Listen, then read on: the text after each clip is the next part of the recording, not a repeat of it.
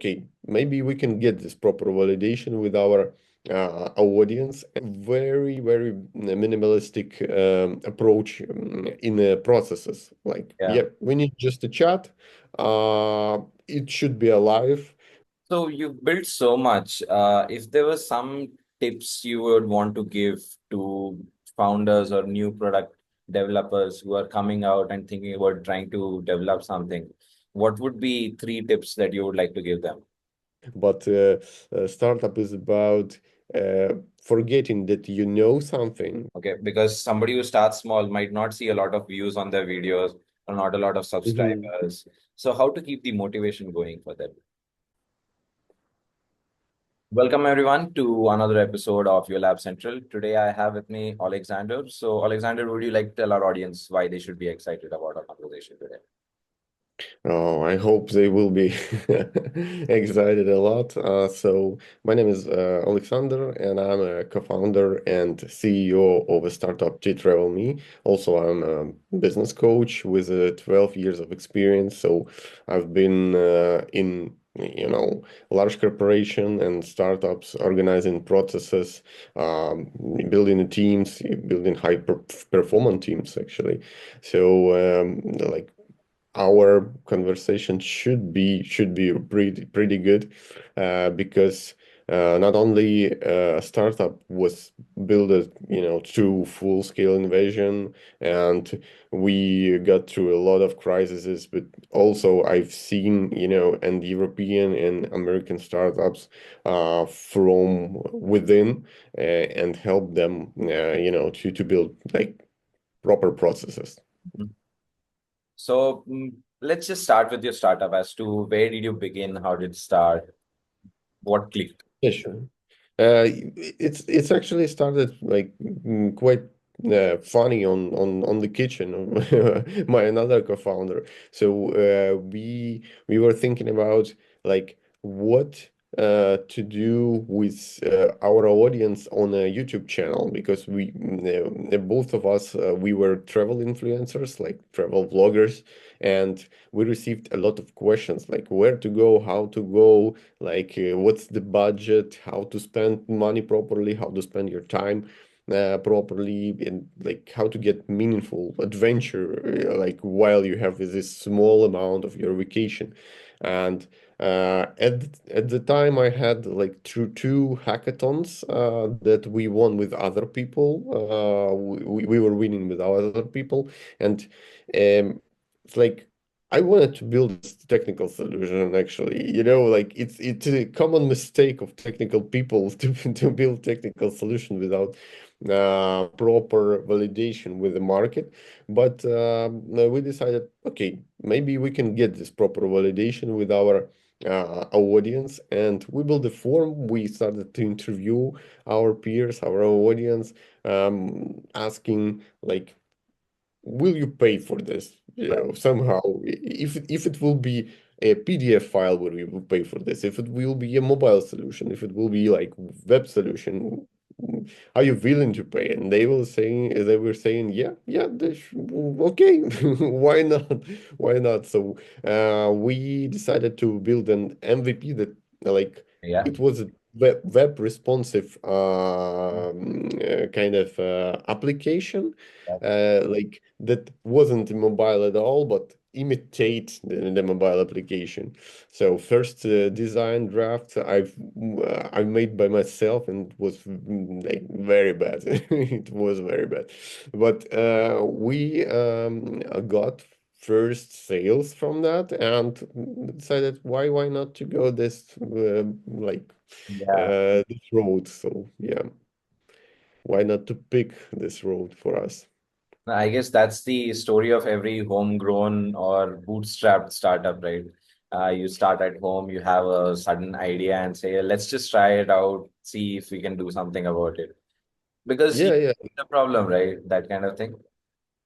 Yeah, we saw the problem that like as two creators, we had a lot of equipment like that are and it's pricey, and we spend a lot of months actually for planning a trip properly, and then when we come to this location or like trying to implement this plan, we got a lot of obstacles, like even some credit cards that doesn't work, or like some roads that they are closed for some tourists at this like season, and they are open at another season. So in the end, from like 60 location, we managed to visit like 30, for example, and plan like went like totally totally off.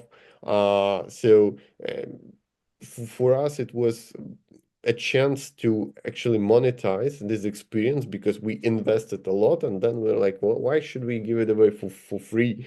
Because people are asking for this. Mhm.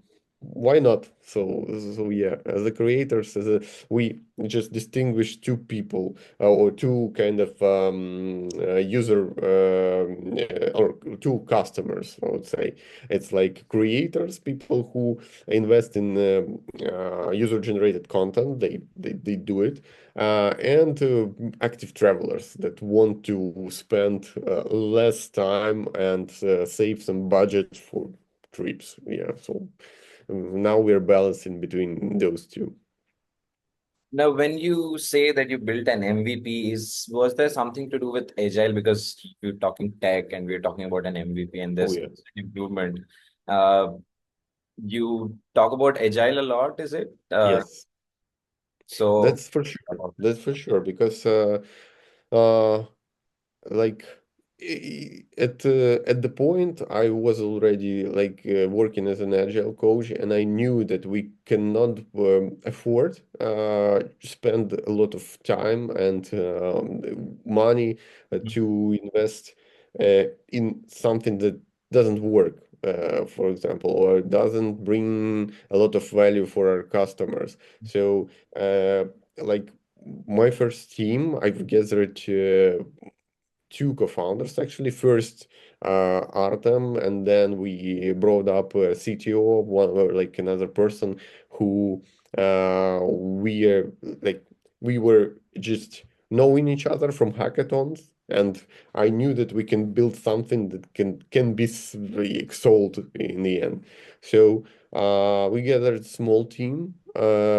We didn't build like mobile application from the start. We decided like web version responsive, like it will be cringe, but it should work.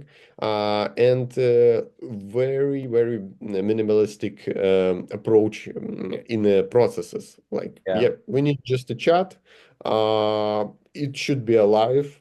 We need minimum of like documentation. It's just like it should be just responsive, right? We need to be transparent. We need always to communicate with each other, and kind of build hypothesis and do is A/B testing, right? Verified. So immediate feedback loop. That's what the core of Agile, right? We need to have this feedback loop, and the customers is something that we need to focus on in the first place. So that's it. Yeah. I mean, that's how quality products are built, I guess, because unless and until you focus on the customer and what their needs are, even if these apps starts out small, if the Mm-hmm. customer is able to use it, they have no problems.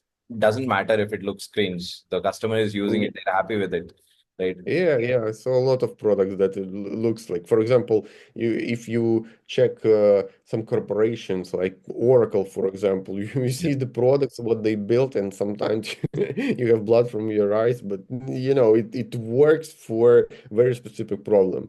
So Mhm. yeah, I mean, they solve different types of problems and they need special training to even use that app itself. yeah. Oh, that's a different ball game altogether. So, how's your journey been? What's it like these days with your? Is it a travel app? So, how's it going? Yeah, it's still an app that balancing creators and travelers, Hmm. active travelers. But we last year we decided that we will take another path than classic marketplace because it was initial idea, and we will build something that is like an app that brings additional features for active travelers, like tracking your progress, like scratch maps, some additional features like counting steps, customizing existing itineraries and existing trips for yourself. Soon we will be implementing artificial intelligence to build this, kind of initial trip, and then you can add your own content on it. So we decided that it will be indie, like it should look like indie game, I would say. And it's we decided to move on another technology. So it was previously Native, now it's Flutter, and it's heavy on animation because we wanted to when we looked at our competitors, we saw that they are all the same. They are all looking like it is minimalistic kind of interface, content, and that's it. It's even not customizable in terms of the like blocks, but the trends for like nowadays and for the future is that application is customizable for a customer. And as you said, like for corporate instruments, you need to do a training for use this Yeah. instrument, right? But we wanted to do vice versa. So instrument is adapting for our clients, for our customers. And yeah, it's right now it has like even you can change your wallpapers on the main screen. You can use our mascot me to help yourself around the application, and it says where to go and how to go, and it's like a helper during your travel. So in while using application, you feel like you're traveling, right? So we were thinking that applications should be also like a path, like a trip, and like a rabbit hole in the matrix, right? When you are Yeah. starting to use it, you just go deeper and deeper and uncovering and discovering new features that are kind of that are saving deeply, that are sitting deeply inside the app. So yeah, it's totally different. So you built so much. If there were some tips you would want to give to founders or new product developers who are coming out and thinking about trying to develop something, what would be three tips that you would like to give them? Uh, like I would say that after many acceleration programs and many tries like to build like proper product, I would say that when we were starting, it was available for us to build the product and to start showing the product. You build initial traction from the interest of the product. Currently, I would say that if like with such instruments like Lovable, for example, when you can, Yeah. what's the name with the trend, like vibe coding, when you can Yes. vibe code Vibe code everything. some Yeah. prototype. Yeah, with this stuff, like you need to focus on the traffic in the first place, Mhm. on people, and that people will see what you build. So the main thing of the next era is marketing. Is marketing and how you position your product on the market. What's your like the main idea that differentiate from your competitors. So like tip number one and like top most thing is build a landing page and get the paid traffic. That's it. If people are willing to get on a wish list, and it's a lot of people, then you have your initial traction, Yeah. and you're closer to product market fit. So Hmm. that is kind of a rule that of a new era, Yeah. unfortunately, because if you build a product of your dreams, it's not the product of dreams of Yeah. other people. Um, Second of all, is like be agile. That's for sure. Right. Don't use uh, currently like there are many instruments that are allowing startup pack like for free. You can use for 1 year, for example. You can use the Amazon Web Services for like credits for some time. Um, Try to think strategically if you will be using it in a year, uh, and how much it will cost you in a year. Right. So like you cannot just migrate when you build Mhm. a huge product from Amazon, and for example in like it was cheap for a year, and then it started to be like half of your budget of your development. So yeah, it can be very challenging to with all those tools. Try to be agile as possible. You don't need like more than a chat and Excel spreadsheet to start. Like that's will be enough. And third, of course, like proper people. You should be building a product with the people you trust, and strategically those people will be with you not a year, not two, it can be like even 10 years, so it's almost your family. So try to kind of pick the right people that are not only uh, with the like proper charisma or proper skills, but also with the right culture that fits you. That will be especially like startup culture, because Yeah. many people who worked in enterprises want to build their own, like for example, products, but they have different mindset. It's kind of not based on experiments. It's based on building some monolith for like long time. But startup is about forgetting that you know something. For example, you Right. know like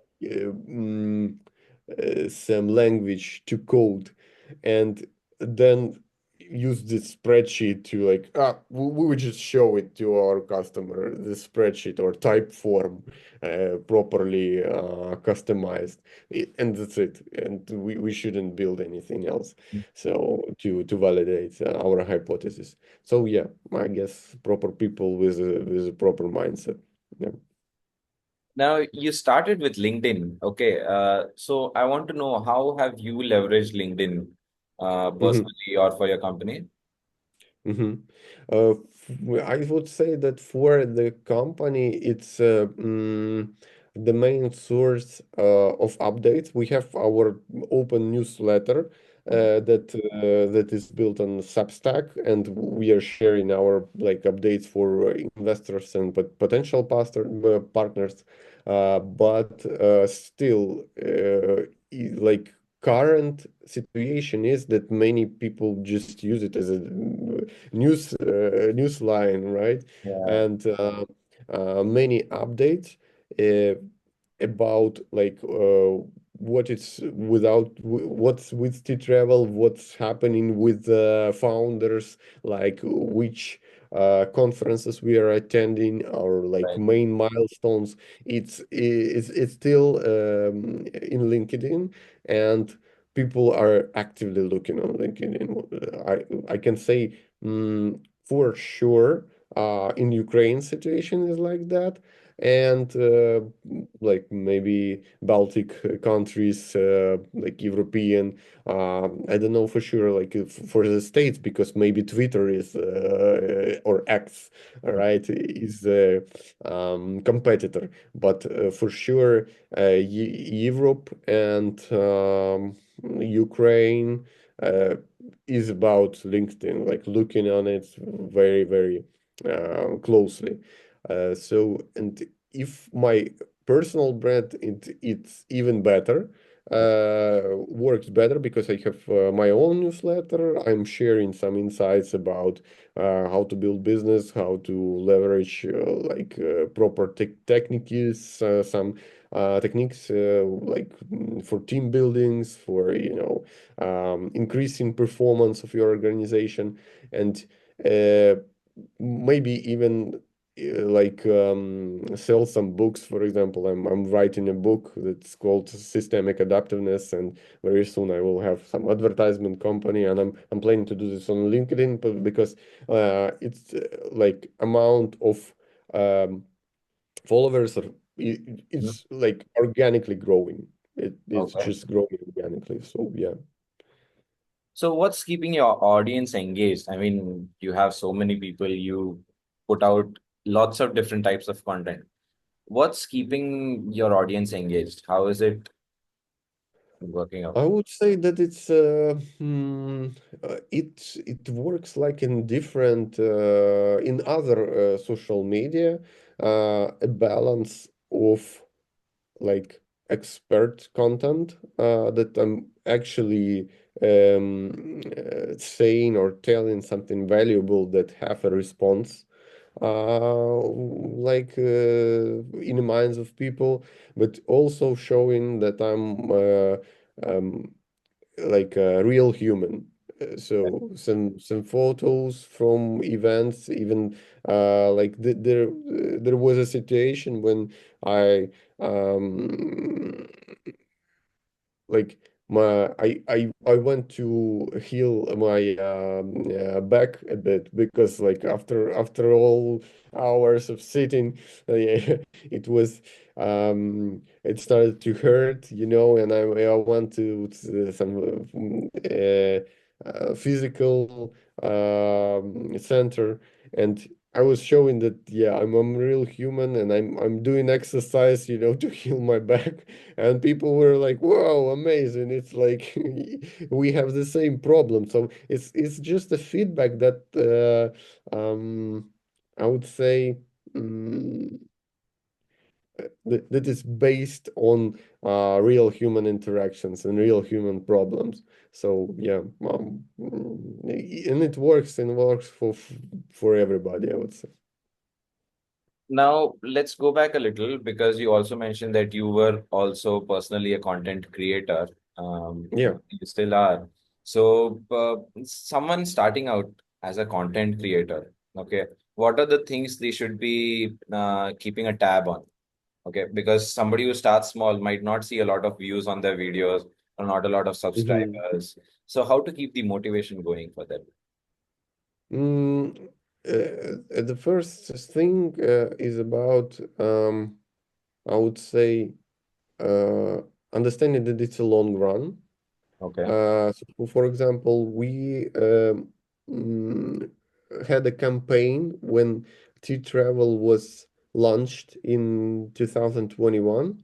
We had a campaign with a movie about Ukraine, because we did filming for 2 months, and we were showing this movie in cinema theaters, and it was in 2021. Um, and then we had a full-scale invasion, a lot of other problems, crises, and etc. And in this year, 2025, we reached like 1 million views on YouTube with this movie without any paid advertisement. that's great. So it's like it's an amazing that people still care and still can find your content online. And it's like search engine optimization because nobody will guarantee, or like social media, nobody will guarantee you success like immediately, Mhm. but in the long run, when you're consistent, you will have the result. It's almost 100% you will have the result. So if you're consistent, because like consistency is the key, and many people just um, they uh, they put their hands, in their pockets and they say, I'm leaving, it's too much for me. Need to be prepared that you will be experimenting like with the products. It's also products, it's also a packaging of something that you want to share with the world, and you will be experimenting. You will be copying some content from like famous authors or like someone who's famous already. You will be struggling, that's for sure, because it's something that is new, and like audience already spread it, or like is already mm, kind of, they have small attention span and small focus, and you need to get a piece of it, right? So that will take time. That's the main thing, I guess. Okay. Now, when we talk about not just content creation, right? Even in business, okay, Mhm. there's one thing where we have to identify our target audience. Okay, you want Mhm. to understand who your customer is. Okay, you did that by your content creation journey. You realized you were getting a lot of um, questions, queries, and then you realize, Mhm. yeah, this is a problem that we can solve. Uh, how do you do that? I mean, other than that, okay, on LinkedIn or on social media, how do you realize that, okay, this is going to be my target audience? Because, I mean, there will be people from all walks of life asking you questions, but then how Mhm. do you create that persona for your target customer? Mhm. That's a really nice question, because I'm like once in mm, let's say quarter, or like sometimes it's half in a year to a bit longer. Mhm. I'm revalidating if something is changed, Mhm. and like for sure I'm doing it in the end of the year, because I'm checking the reports of my competitors that are bigger from like Booking.com, Airbnb, something like that, Rome to Rio, and they are publishing this open spreadsheet about like audience, what's with attention span, what's like the destinations that are popular, and I'm checking like if something changed, if something is different, and um, like in I would say then I'm validating with my audience, and then with the social media, trying to build. Okay, do you want to build some kind of polls, right? Do you want to use our application, or like to go on to go or to fly on Italy, for example, and like if I see in report that it's popular destination, I'm validating if like it's true, if the same gender, for example, if it's the same age, so I'm kind of trying to validate those reports, but currently I think that it will be currently I think that it's a lot more easier. For example, I was using recently. I was using Gemini model Yeah. for deep research. And oh my God, it brings like such a Huge. master degree Master. paper, yeah, uh, on any topic that you want.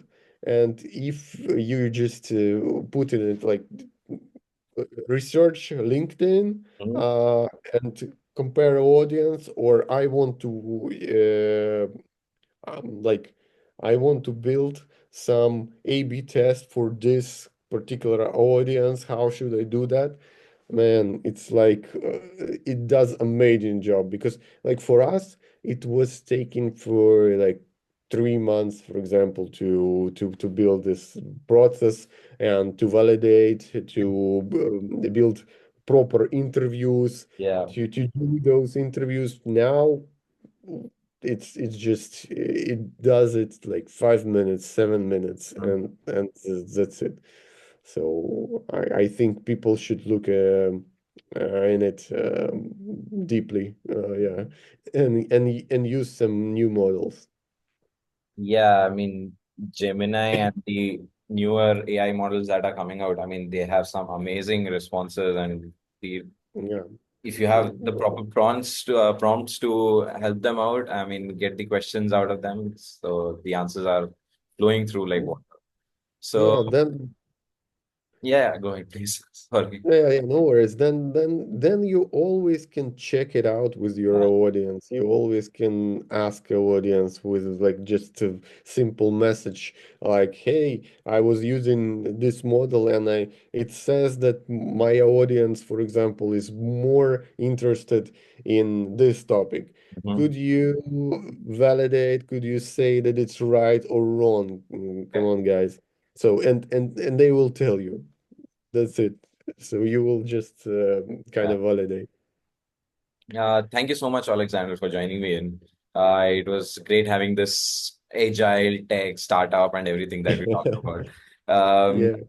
is there any way the audience can reach out to you if you'd like to share? Sure, sure. Like the best source it's LinkedIn because I'm trying to grow my audience, and yeah, as I said, soon I will be publishing my first like big book. I wrote one electronic book with 12 secrets for my 12 years of experience in IT. But yeah, soon I will be publishing another one, and I wanted to share it with all who is interested. So yeah, please join me in LinkedIn. I will be glad to see it. Thank you so much, Alexander, for joining me in on this episode. I'm sure the audience had a great time listening in and learning from what you talked about. To the audience, if you like the video, do leave a like. If you have something you relate to, if you have a question, do leave a comment. And don't forget to subscribe to the channel. Thank you for joining me. Thank you so much. Thank you, Aditya. Thank you.